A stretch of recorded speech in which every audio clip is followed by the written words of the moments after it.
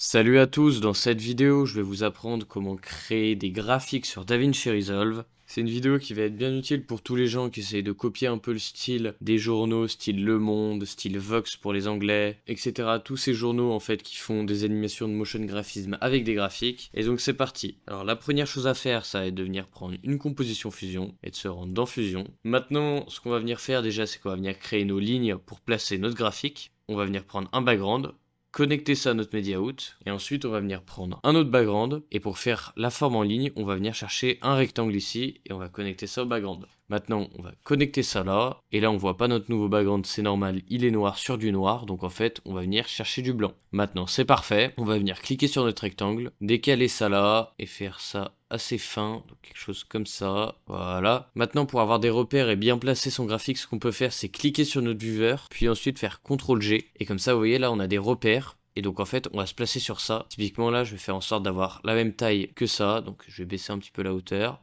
Voilà.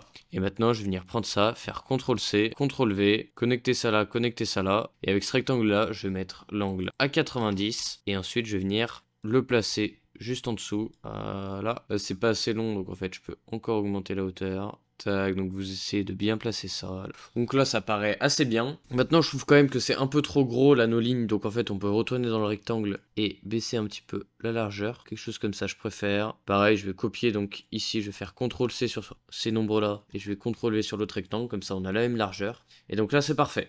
Maintenant, il faut qu'on réfléchisse à quel type de graphique on veut faire. On peut choisir là soit de faire un graphique en bâtonnet, soit de le faire avec une courbe. Là, en l'occurrence, on va commencer avec une courbe, on fera en bâtonnet juste après. Donc maintenant, on va venir tracer la courbe juste ici. Donc pour ça, on va venir prendre un background, un polygone, on va venir connecter ça là, connecter ça à la suite. Là, on va venir le mettre en vert. Et maintenant, on va cliquer sur le polygone et on va venir tracer notre courbe.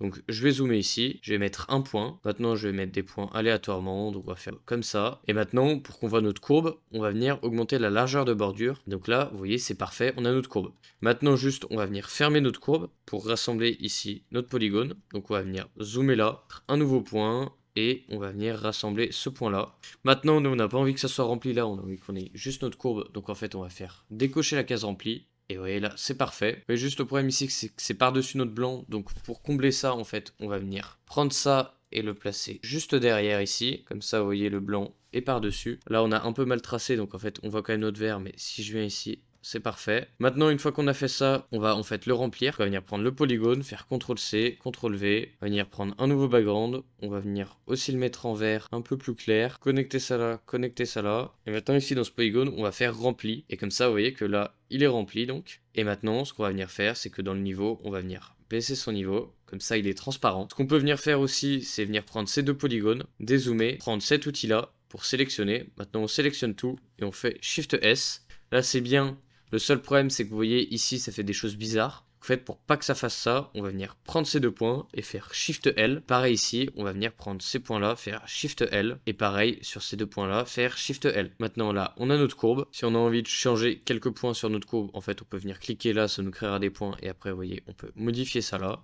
Maintenant, pour faire l'animation de cette courbe, on a deux solutions. Soit on vient dans le polygone et on fait avec la longueur donc de nos deux polygones. Comme ça, vous voyez, ça s'animer de gauche à droite. Soit, plus simple, en fait, on peut venir prendre un rectangle, connecter ça à la merge. Et comme ça, en fait, on peut juste venir, vous voyez, déplacer ça de gauche à droite et ça la fera apparaître. On peut même faire un effet sympa en augmentant les bords flous. Vous voyez que là, ça rend un peu plus smooth. Et comme ça, en fait, une keyframe sur le centre XY quand c'est décalé. On vient à la frame 25 et on décale ça tout à droite. Et comme ça, vous voyez là, on a une animation sympa sur notre courbe.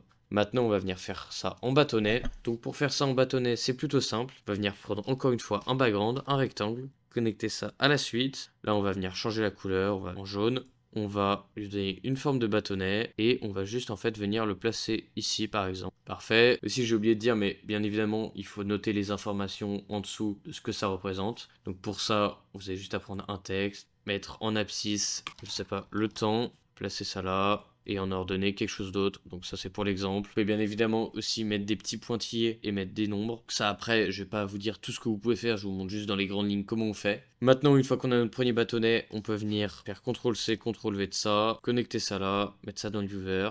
le décaler et dans notre rectangle en fait venir baisser sa hauteur par exemple, et placer ça là, et après vous pouvez en faire de plusieurs tailles. Ce que vous pouvez faire aussi c'est les proportions dans vos rectangles. Typiquement si vous voulez indiquer un code couleur comme quoi le rouge ça représente tant de quelque chose, vous pouvez venir prendre un background, un rectangle, connecter ça là, connecter ça sur votre bâtonnet qui doit être changé. Maintenant, vous venez mettre ça en rouge, vous venez le placer par-dessus le bâtonnet en question, et dans votre merge, dans opérateur, vous venez mettre au top. Et comme ça, avec votre rectangle ici, vous voyez, vous contrôlez la proportion. Vous pouvez même mettre les bords flous pour rendre ça moins visible, ça passe de ça à ça. Bref, vous pouvez faire vraiment beaucoup de choses. Donc c'en est tout pour cette vidéo, je vais pas vous donner plus d'informations car ça risque de faire beaucoup. Mais en tout cas, si vous aimez cette vidéo et que vous voulez aller plus loin, le meilleur moyen c'est de rejoindre le serveur Discord qui se trouve dans la description de la vidéo. Dans le serveur Discord, je donne énormément de cours, que ce soit sur motion graphisme pour les débutants ou pour les avancés. Actuellement, il y a deux types d'abonnements. Il y a celui à 30 € où vous avez uniquement accès aux masterclass. Sinon, vous avez celui à 50 € où vous avez accès à tout le Discord. Donc si ça vous intéresse, le lien est dans la description.